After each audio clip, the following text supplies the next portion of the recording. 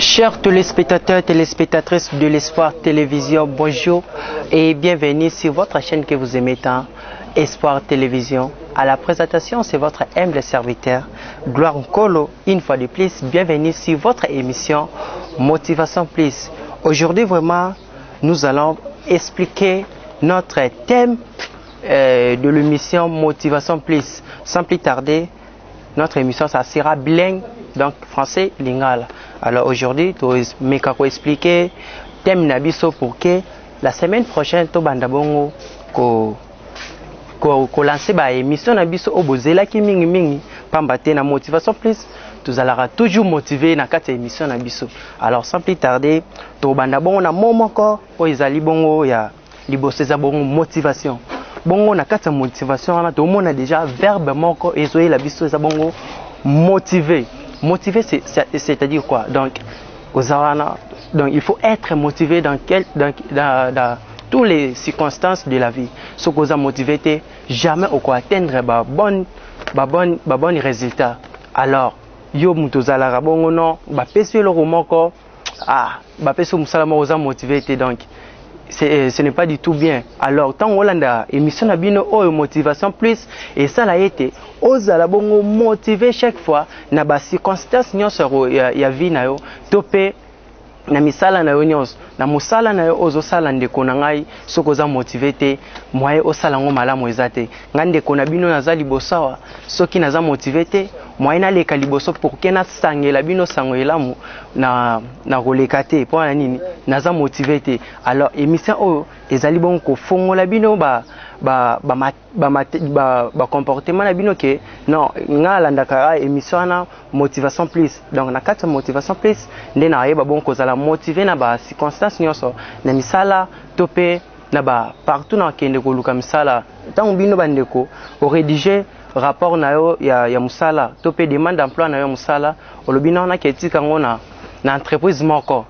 soko za motivé te ndeko na ngai na kosote o kende te mais tant soko zali motivé au kemba moi directement kotika rapport na yo topé demande d'emploi. Alors yango na to meme libino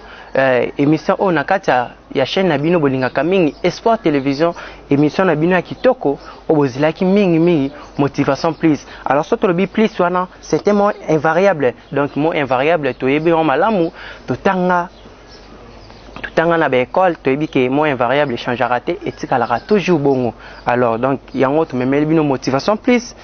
o ezali bongo ko la musabino bana mboka topé batu nyonso bozali na ba pays étrangers boye ba bongo sanini ko landa émission oyo ebanda koleka chaque mardi na 17h juste et puis la rediffusion passera chaque dimanche à partir de 17h juste. Donc ezalaka présenté par journaliste na bino moko ya makasi pe bolinga kamingi Gloire Nkolo wazali libosa betando ike na bino au pe azali ko présenter émission na bino o bolinga kamingi motivation plus. Donc na sengi na bino bozala toujours branché bolanda ke émission na biso na mikolo o na pesi bino eza bongo mardi à partir de 17h juste et puis la rediffusion ça sera le dimanche à partir de 17h juste encore. Alors, restez toujours branchés sur notre chaîne Espoir Télévision et puis notre chaîne YouTube Espoir Officiel TV. Donc, naïsibino était beau, à toujours branché bolanda nyosana. Sans plus tarder, tous allez bon sous na moi. Si j'ai mon mouké, na bombela bino lelo, na ndero ya motivation plus o ezalaki thème na biso lelo, na bandaki d'abord ko expliquer bino thème na biso ya motivation plus na bandaki d'abord na moment comme motivation. J'avais dire que motivation c'était vient du verbe motiver. Donc vient du verbe motiver na pesi bino ba exemple moko partout bokende soko zali na motivation te so zali pardon motivé te oyeba boko atteindre ba résultat moko ya malamu te. Alors bozala toujours branché pour que bolanda émission na bino kitoko motivation plus yango na kitage lisusu muke nde na yebise bino ke na bombela bino moi sujet moko kitoko ya muke ezala bongo na sport eza bongo sport to lobe moi ndembo moi muke pona mokola lelo. Alors lelo nde to lobelaka moi muke classement na biso ya Lina foot ezali déjà kobeta mape bandaki déjà ezali PDA ko dérouler mais côté misusu ezali bongo na ba fight ming ezo dérouler pena malamu te. Alors le loto le bongo classement ya biso ya Linafoot et puis to bois équipe moi ba flair moko na kati kuna pe ba critique pe ezanga te toujours ezala kaka. Alors sans plus tarder ceux qui toke na groupe A ya Linafoot na biso mutazo occupé na première position eza bongo Lupopo azali bongo na 12 points donc Lupopo vraiment coup de chapeau na effort ozali ko sala na kati ya Linafoot. En plus avant ozo poste na ya première place ezalaki bongo tout puissant Mazembe nde azalaki bongo na première place mais yo o arraché place sana et commis place na yo. Donc coup de chapeau na pesi coup de chapeau na coach na bino pe azosala bongo musala ne kitoko pe bino pe ba joueur bozoye ba bongo ko zala motiver na kati terrain bozoye ba bongo vraiment donc au bêta comme il faut pour que bo atteindre ba bon résultat na kati ya équipe na bino bo préféra ki mingi ezali awa na kati ya Kinshasa ezali bongo Lupopo ezali bongo donc équipe moko kitoko na président Jacques Kiabula yende mutu azali ko kamba équipe ya Lupopo. Donc coup de chapeau na président ya Lupopo na biso o azali bongo ko kamba équipe ya Lupopo baza bongo na 12 points bazo occupé bongo na première place. Donc na deuxième place na soto ke malam ezali bongo tout puissant Mazembe azali na 9 points oyo azali bongo kolanda bongo Lupopo azali na 12 points et puis na sima na yende ezali bongo Lupopo. Donc Mazembe azali deuxième na championnat na groupe A. Donc Mazembe azali bongo na 9 points ba coup de chapeau ming malgré donc bozalaki na première place ba arraché bino la première place na équipe to bengi bon na kombo Lupopo asali ba effort pour que a gagné ba match a comme na première place. Alors Mazembe opozawana pour que ka te no otikaye alekayo non alekayo na 3 points seulement. Alors ce qu'on fournit ba effort oye ba bon ko atteindre ba résultat moko malamu pe oye ba bongo susu koleka ko récupérer première place na yo. Donc na pesi bino susu bozala motivé ya ngwana na lobaki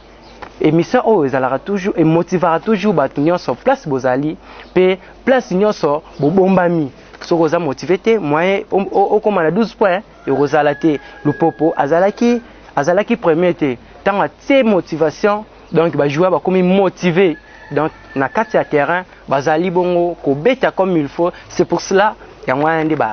bazwaki na ba occuper première place na kati ya groupe A na Linafoot na biso mokola lelo o ezali ko betama na Kinshasa. Alors Mazembe kolemba te bunda toujours oyeba bongo ko récupérer première place na yo. Alors na troisième position tozali bongo na blessing bongo azali bongo na troisième position azapeka ka 9 points même na Mazembe mais eloko ezali bongo ko différencier bango eza bongo babi o to benga ba goal à virage nde Mazembe azana 8 bi Blessing azana 6 bi mais na ba point baza ba point ndenge moko 9 points mais Blessing azana 6 points et 6 bi Mazembe azana 8 bi. C'est pour cela il y a moi bâti Mazembe aza premier il y a deuxième et puis Blessing aza troisième mais na ba point boye baza ba point ndenge moko mais loko et ça ke Mazembe bâti na deuxième position parce que aza na ba bi koleka Blessing. C'est pour cela a occupé la deuxième place et puis la troisième place est occupé bon par Blessing aza pe na 9 points mais loko ezo sala été aleka Mazembe te pona azana 6 bi Mazembe azana 8 bi. Donc goal à virage nde mutu esali Mazembe amata yango ba joueur so bozo beta na terrain bolinga kaka te ke oh non tout ça babi te babi et kontaka net awa na yeka un exemple on na otopesa bino ka kalaming te Mazembe azalaki bongo na 9 points aza bongo plutôt na 9 points et puis Blessing aza pe na 9 points mais eloko e différencier bango eza babi ceux qui Mazembe tsaki babi ebelete mbele alinga occuper deuxième place te mais Blessing baza 9 points Blessing match na oyo obeta oyo soki obundi o gagner luka pe ota babi ebele eza te kaka ke non soki na bundi na gagner na taka bi moko non soki bi moko okoma na 7 bi Mazembe soka gagner akoma na 12 points et puis sera gagné par exemple tout ces 2 buts à 0 akoma na 10 buts yo koma na 7 points ozala toujours na C na ye mais bokozala ba point ndenge moko bongo na 4e position toza bongo na Don Bosco aza bongo na 4 points bongo Don Bosco boye ba bongo ko améliorer façon na bino ya robetela poke boye ba bongo komata bongo suna ba point na bino na 5e position toza bongo na Lubumbashi aza bongo na 4 points lisusu eloko e différencier bongo eza bongo kaka toujours ba goal à virage nde et différencier bongo Simba na 6e position toza bongo na Simba aza bongo na 2 points alors na 7e position toza bongo na US Panda bongo aza bongo na 1 point et puis na 8e position na biso toza bongo na groupe Bazano pe azana 1 point mais année passée azala vraiment toujours likolo mais année on a moni akiti makasi alors na senga na coach ai ba bongo sani ko motiver ba joueur na ye pour na ke bo atteindre ba point moko ya malamu 1 point o esimbi na bino te boye ba bongo komatisa niveau na bino bozala motiver alors émission na bino pe bolingaki mingi yango motivation plus boza bongo motiver et puis na 9e position na biso toza bongo na Chikunku oza vraiment na 0 point tango obeta ba match na yo yeba bongo gagner pona bato bazali boso na baza pena na bekar na yo mingi te soki totali 8e na yo azana 1 point 7e azana 1 point Simba azana 2 points soko gagner okoleka bango okokite me okoleka bango parce que otiki bango na si bango bazana 2-1-1-1 alors na 10e position biso tozanga bongo na Sanga Balende aza bongo na 0 point Sanga Balende na yebaka bongo équipe club moko ya makasi bando gagner beta boy gagner vite beta boy gagner mazembe mais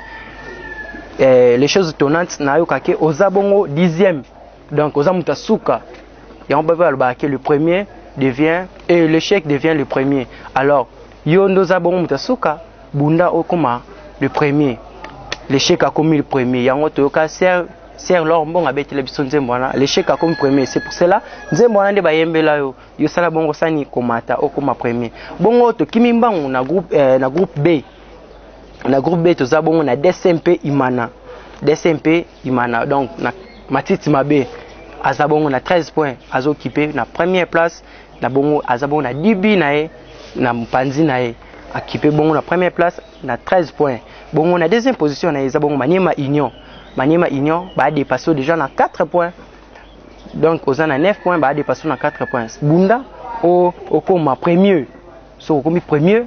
wande oyeba bongo kosani ko balancer sous ba joueur boyeba bongo kozwa titre oyo ba bengi na kombo ya Lina Foot alors na troisième position na biso toza bongo na Dauphin Noir oza bongo na 7 points bunda bongo sanini omata oleka Maniema Union na 4e position na biso toza bongo na Vita Club oto bengaka V Club oza bongo na 6 points bunda bino bana veya bana mama Bestina Kazadi donc bobunda bokende likolo soki bolobi botikala kana se dans bokomate bobunda bokende likolo et puis na 5e position biso toza bongo na Ranger aza bongo na 5 points na 6e position na biso toza bongo na FC Renaissance aza bongo na 4 points bobunda toujours boza motivé pour que bo atteindre ba bon résultat na kati ya Lina Foot na biso na groupe B alors na 7e position biso toza bongo na Kuya Sport oza bongo na 4 points et puis na 8e position na biso toza bongo na Jessica aza bongo na 4 points bunda toujours bolandani ba 4 points na 9e position na biso toza bongo na Celeste oza bongo na 4 points sala tout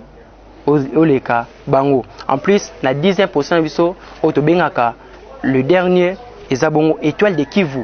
Étoile de Kivu fait toujours en sorte que on atteindre un bon résultat pour arriver à la 3e position ou bien à la 4e position. Alors sans plus tarder, na moni déjà kuna régie azali bongo ko signaler biso parce que tolobake chaque fois que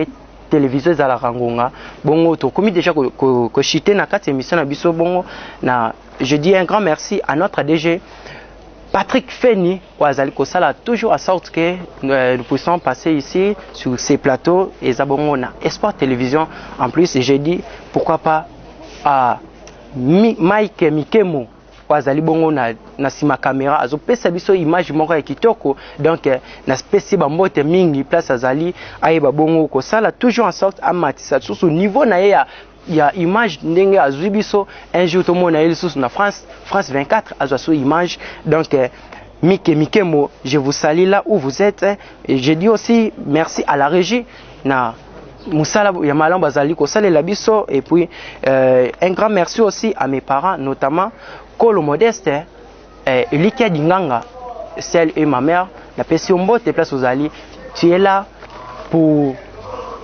me motiver toujours à aller à l'école pour prendre des choses aux alliés bongo na quatre écoles. Alors je salue mes grands frères Diekolo, Benjamin Kolo, autrement dit les coqs. Et puis je salue aussi Plamedi Kolo, pourquoi pas ma grande sœur Dorcas Kolo et mon petit frère Moïse Kolo. Alors sans oublier Jivency Kilou et Miradi Lutumba. Alors on a bossé na raté chaque fois quand on a na plateau nanga graverait tantou autrement dit machine. Pourquoi pas Junior Mbumba place Bozali depuis na TVCD Junior Mbumba et graverait tantou. Je vous salue. Donc bozala bongo branché na chaîne abiso botika la bongo kolanda bongo émission na bino oye na kati ya Espoir Télévision Motivation Plus bozala toujours branché bolanda ngo oye bandoleka chaque mardi na 17h juste et puis rediffusion et kozala chaque dimanche à partir de 17h juste à la présentation. C'était votre journaliste que vous aimez tant, Gloire Nkolo. Et puis moi, avec vous, on se revoit à la prochaine émission. Bye.